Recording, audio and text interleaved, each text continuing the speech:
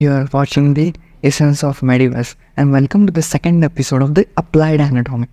देख बच्चा, इस वीडियो में हम सीखेंगे the clinical anatomy of your scapula. Okay बच्चा, सो सबसे पहले हम शुरू करने जा रहे हैं सबसे first clinical anatomy, the very first clinical anatomy that is of your winging of scapula. ये क्या है आपकी, देखिए सबसे पहले this is your winging of scapula. Okay, सबसे पहली क्लिनिकल एनाटॉमी. देख what is of your winging, यहाँ पे स्कैपुला की विंगिंग हो रही है. So what do you mean by winging? देख सबसे पहले अगर तू यहाँ पे देख पा रहा होगा, so this is of your normal scapula, मतलब ये इस तरह से दिखता है जैसे हमारे बॉडी में प्रेजेंट होता है. And this looks like A winging of scapula. देख इस तरह से उसकी जो बॉर्डर्स है ना वो प्रोट्रूड कर जाती है, मतलब उसकी बॉर्डर्स हमारे बॉडी के स्किन को ऐसे बाहर दिखती. सो लुक्स लाइक अरे ये बाहर क्या आ गया. देख यहाँ पे अगर तू देख पा रहा होगा, यहाँ पे मैं तुझे नज़दीक से दिखाता हूँ. देख this is of your scapular border. So देख इसकी जो बॉर्डर है this is of your medial border and this is of your lateral border of scapula. ये बहुत ज़्यादा प्रोट्रूड कर जाती है. देख नॉर्मल स्कैपुला की बॉर्डर प्रोट्रूड इतनी नहीं करती, लेकिन ये बॉर्डर को ज़्यादा ही प्रोट्रूड कर जाती है. So that disorder is called as a winging of scapula. अब क्यों होता है, कैसे होता है, चल देखते हैं. सबसे पहले ये जो होता है तो होता क्यों है इसके बारे में जानते हैं. सबसे पहले देख हमें पता है कि जब मैं बोन डिटेल में पढ़ाऊँगा ऑस्टियोलॉजी तब बताऊँगा ही, लेकिन आप तू समझ ले कि सबसे पहले कि हमारे पास हमारा जो स्कैपुला है उस स्कैपुला के ये जो स्कैपुला रहता है उस स्कैपुला की दिस इज ऑफ योर, जहाँ ग्लिनोइड्स कैविटी, शायद यहाँ पे ग्लिनोइड्स कैविटी है. So this is of your lateral border और ये जो रहती है आपकी मीडियल बॉर्डर. सो जो मीडियल बॉर्डर है उस मीडियल बॉर्डर की तरफ एक मसल है, ये जो ब्लू वाली आपको दिख रही है this is of your muscle. This is of your muscle, ये जो दिख रही है इस मसल का नाम है सेराटस एंटीरियर. क्या नाम है इसका? इसका नाम है सेराटस एंटीरियर. एक मसल है सेराटस एंटीरियर. अब ये जो मसल है that is of your serratus anterior muscle, ये मसल इस डिसऑर्डर में बहुत ज़्यादा वीक हो जाती है, बहुत ज़्यादा क्या हो जाती है, वीक हो जाती है और इट गेट बिकम पैरालाइज, और पैरालाइज भी हो जाते हैं. और जैसे ही ये पैरालाइज हो गई, इस पैरालाइज की वजह से ये जो मसल रहती है ये स्कैपुला को ज़्यादा स्टेबिलिटी प्रोवाइड नहीं कर सकती. सो स्कैपुला की जो स्टेबिलिटी है वो डिक्रीज हो जाती है. स्कैपुला की स्टेबिलिटी डिक्रीज हो गई ना, limited provision of the stability of the scapula due to paralyse of the serratus anterior muscle.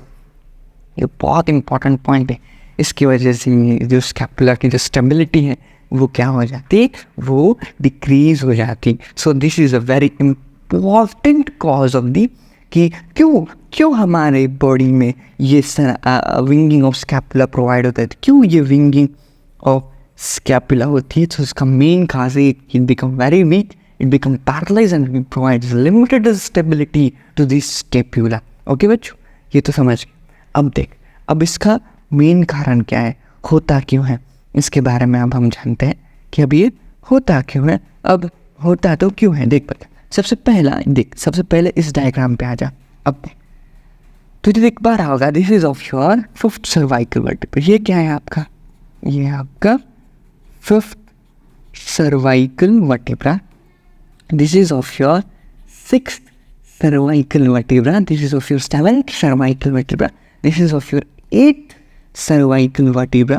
This is of your T1, that is of your thoracic 1 vertebra. Okay, but this is of your complete overview of brachial plexus. देखा भैया यहाँ पे मैंने brachial plexus की diagram draw किया. ये brachial plexus है. brachial plexus के 4 डिवीजन होते हैं ना, roots, trunk, division and cord. इस तरह से 4 एस्पेक्ट आते हैं ना ब्रैकियल प्लेक्सस के. ओके बच्चों, देख अभी तो देख पा रहा होगा this is of your fifth cervical vertebra, 6th और 7th. देख यहाँ से जो 5th सर्वाइकल से एक ब्रांच आती है बड़ी वाली, ये मेन ब्रांच आती, लेकिन अगर तू देख पा रहा होगा इस मेन ब्रांच का एक सब ब्रांच भी रही, दिस इज ऑल्सो सब ब्रांच। अरे वही सेम सब ब्रांच इधर से भी आ रही, that is of 6 cervical vertebra के मेन ब्रांच है, और वही सब ब्रांच तेरे 7 सर्वाइकल वर्टिब्रा जो निकलती है उससे मेन ब्रांच उससे भी आ रही। सो एक लॉन्ग नर्व अराइज हो जाती है, ये एक लॉन्ग नर्व अराइज हो जाती है which is arising from the 5th cervical vertebra, 6 cervical vertebra and 7 cervical. ये जो लॉन्ग नर्व अराइज हो जाती है that is of your long thoracic nerve. इसका नाम क्या है? इसका नाम है लॉन्ग थोरैसिक नर्व। ये बहुत इंपॉर्टेंट है, वेरी इंपॉर्टेंट। अब होता क्या है बच्चों, ये जो लॉन्ग थोरैसिक नर्व है ना, ये यही नर्व है, ये यही है वो जो आपके सेरेटस एंटीरियर को नर्व सप्लाई करती। हाँ मतलब ये वही आदमी है, ये वही सस्पेक्ट है कि जो आपके सेरेटस एंटीरियर मसल को नर्व सप्लाई करती, कौन? Long thoracic nerve. अब होता ऐसा है ना बच्चों, अगर देख अभी ये जो लॉन्ग थोरैसिक नर्व होती है आपकी, ओके, ये लॉन्ग थोरैसिक नर्व थोड़ी सुपरफिशियल होती है। कैसी होती है? सुपरफिशियल। मैं यहाँ पे लिखता हूँ, ये जो लॉन्ग थोरैसिक नर्व होती है ये थोड़ी सुपरफिशियल होती है। मतलब क्या? आपके स्किन के जस्ट बिलो प्रेजेंट होती है। अब देख ड्यूरिंग दी मेजर सर्जरीज यहाँ पे स्किन की ज़रूरत पड़ती है, okay, during the superficial surgery, या फिर अगर ब्रेस्ट कैंसर है, ओके, अगर किसी फीमेल में ब्रेस्ट कैंसर है और ब्रेस्ट कैंसर की सर्जरी हुई फीमेल में, ओके, समझ? हाँ, तो अगर ब्रेस्ट कैंसर की सर्जरी हुई अगर फीमेल में, so during the breast cancer, अगर ब्रेस्ट कैंसर की सर्जरी अच्छी तरह से नहीं हुई, सो क्योंकि ब्रेस्ट के जस्ट बिलो ये आपकी लॉन्ग थोरैसिक नर्व प्रेजेंट होती है, अगर उस लॉन्ग थोरैसिक नर्व को, अगर उस लॉन्ग थोरैसिक नर्व को अगर थोड़ा सा भी धक्का प्रोवाइड हो गया, या फिर अगर कंप्लीट सर्जरी के दौरान अगर उसको या फिर वो नर्व डैमेज हो गए, so can cause a paralyze in the serratus anterior। very important, ये बहुत इंपॉर्टेंट एस्पेक्ट है, क्योंकि ये लॉन्ग थोरैसिक नर्व ही आपकी जिम्मेदार है आपको विंगिंग ऑफ स्कैपुला करने में। क्योंकि अगर ये डैमेज हो गई during the surgery, during the any type of surgery, अगर कुछ भी करते वक्त, क्योंकि ये क्या है, वेरी सुपरफिशियल है, सो अगर ये डैमेज हो तो can lead to a paralyse in the serratus anterior. So ये जो सब हुआ है ना, सो ये जो सब हुआ है, सो ये जो मैंने बताया ये सब होगा this is long thoracic nerve. देखिए यहाँ पे मैंने बताया अभी कि जो लॉन्ग थोरैसिक नर्व है this is coming from the 5th cervical, 6 cervical, 7 cervical vertebra. यहाँ पे लिखा भी this is of your 5th cervical, 6 cervical, 7 cervical vertebra से जिसके नर्व फाइबर्स अराइज होते हैं, that is of your long thoracic nerve. देख यहाँ पे दिखाया भी गया, मैं आपको यहाँ पे जूम करके दिखाता हूँ, ये डायग्राम दिख रहा है तेरे को? देख ये लॉन्ग थोरैसिक नर्व है, लॉन्ग थोरैसिक नर्व अराइज होती है ग्रीन ग्रीन में, और ये किसको सप्लाई कर रही है? Of your serratus anterior. देख ये सेरेटस एंटीरियर है इस तरह से, और ये लॉन्ग थोरैसिक नर्व जो ग्रीन में आई ना, ये पूरे तेरे सेरेटस एंटीरियर से अप्लाई करे, ये पूरे तेरे सेरेटस एंटीरियर को सप्लाई कर रही कि नहीं? हाँ यस मास्टर। सो ये जो long thoracic nerve can causes a paralyse to the paralyse to serratus anterior muscle, which and इसकी वजह से which looks like a wing, वो विंग सा दिखता है, बाहर आ जाता है, so looks like a wing. Okay बच्चों, सो और इसमें एक एस्पेक्ट और भी है कि अगर सेरेटस एंटीरियर मसल का अगर पैरालाइज हुआ या फिर सेरेटस एंटीरियर मसल डैमेज हो गई, क्योंकि लॉन्ग थोरैसिक नर्व को कुछ डैमेज प्रोवाइड हो गया तो सेरेटस एंटीरियर मसल डैमेज हो जाती। सो इसकी वजह से आपका ओवरहेड अबडक्शन जो ये है, ओवरहेड अबडक्शन पॉसिबल नहीं होता। ये बहुत इंपॉर्टेंट एस्पेक्ट। ये क्यों पॉसिबल नहीं है? Because of the damage of the serratus anterior muscle. अब क्या डैमेज होता है? देख बच्चा, सबसे पहला this is of your overhead abduction. देख अबडक्शन का मतलब क्या? अबडक्शन ये वर्ड है यहाँ पे, अबडक्शन। अब अबडक्शन का मतलब क्या पड़ता है तेरे को? देख अबडक्शन मैंने पहले भी बताया, अबडक्शन मतलब कोई भी ऐसी मूवमेंट जिससे बॉडी से दूर जाना, बॉडी से दूर जाना, इसको अबडक्शन कहते हैं। देख अबडक्शन है, यहाँ पे बी और डी है, इसको कैसे याद करना, बी और डी है ना, सो बी से बॉडी, बी से ऐसा समझ बॉडी है, बी से बॉडी, सो बॉडी से दूर, सो डी से दूर जाना, सो दिस इज फिर ओवरहेड अबडक्शन। अबडक्शन से बॉडी से दूर जाना। अब ये ओवरहेड क्या है, हेड के ऊपर, मतलब इस तरह से देख, यहाँ क्या करना है, जो तेरा शोल्डर है, जो तेरा ये हैंड है, इस हैंड की मूवमेंट तेरी सिर के ऊपर है, दैट इज फिर overhead abduction. Very important after, ये बॉडी की हाथ की मूवमेंट तेरे सिर के ऊपर है, so that is of your overhead. वो देख ओवरहेड अबडक्शन मतलब तेरा हाथ अगर कुछ इस देख, यहाँ पे हम पढ़ते हैं raising of your arm beyond 90 degree. Beyond 90 degree मतलब 90 डिग्री के ऊपर ले जाना है। 90 डिग्री मतलब क्या, इस तरह से होगा, ओके। और 90 डिग्री के ऊपर मतलब इस तरह से, मतलब तो ऐसा समझ तो भगवान के मंदिर की घंटी बजा रहा है। So that is of your overhead abduction. ये ओवरहेड अबडक्शन। और ओवरहेड अबडक्शन का दूसरा नाम शोल्डर अबडक्शन भी है, क्योंकि इसमें तेरे शोल्डर की मूवमेंट आती ना। देख यहाँ पे शोल्डर जॉइंट यहाँ पे इन्वॉल्व हो रही है, सो इसलिए इसको ओवरहेड अबडक्शन को शोल्डर अबडक्शन भी कहते हैं, ओके बच्चों। और इसमें मैंने जैसे बताया था कि ये जो तेरा ह्यूमरस है, ये ह्यूमरस तेरे शोल्डर जॉइंट के अबाव आता।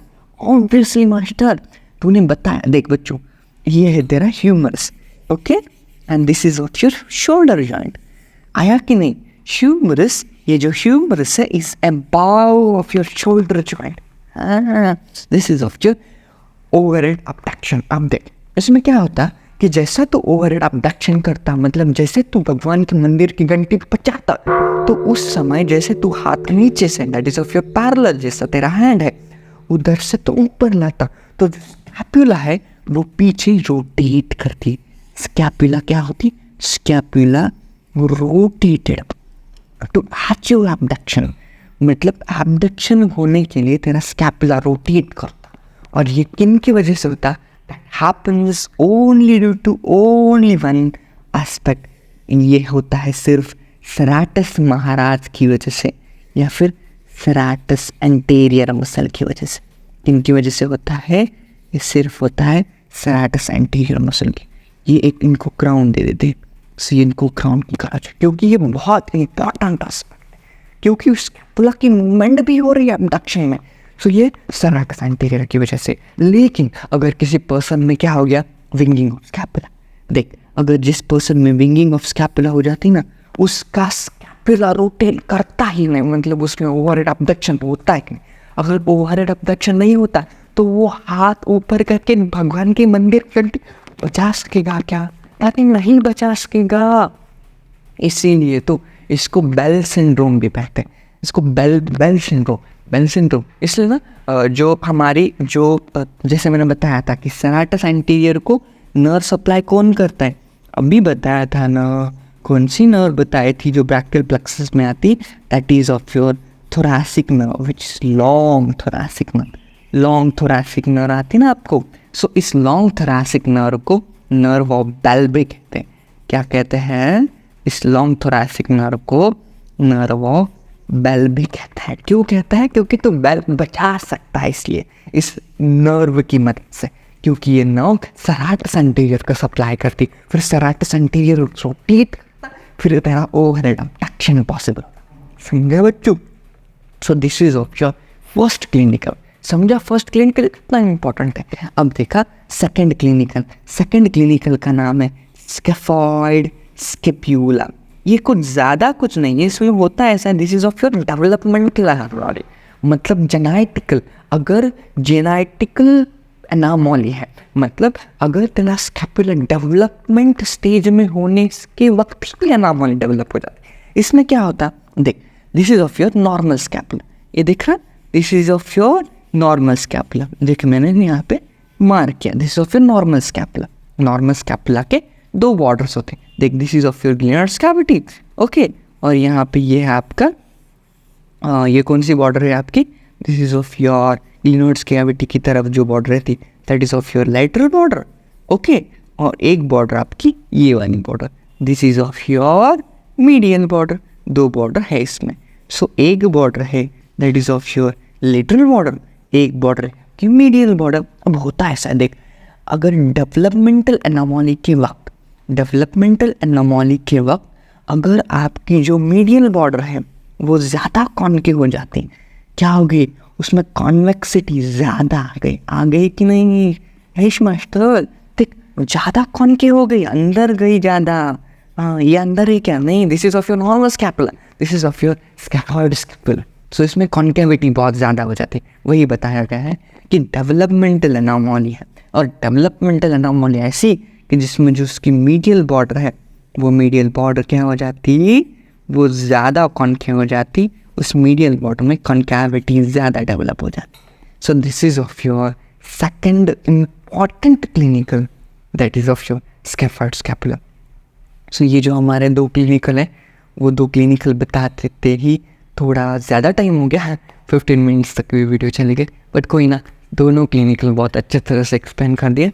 सो होप मैं इसका एक नेक्स्ट पार्ट भी लाऊंगा जिसमें मैं साइड डिटर्मिनेशन अच्छे से एक्सप्लेन करूँगा। आप बताइए आपको ये वीडियो कैसे लगी।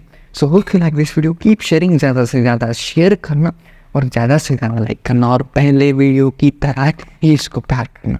ओके बच्चों, so hope you like this video. और नोट्स चाहिए तो टेलीग्राम पर बताओ, कमेंट कर दो, कमेंट किया तो मुझे अच्छा लगता है। नोट्स चाहिए बच्चा को तो मैं नोट्स अच्छे से प्रोवाइड कर देता हूँ अपने पास। नोट्स बहुत सुंदर नोट्स है अपने, ठीक है। So hope you like this video, keep sharing and keep subscribing. Thank you so much.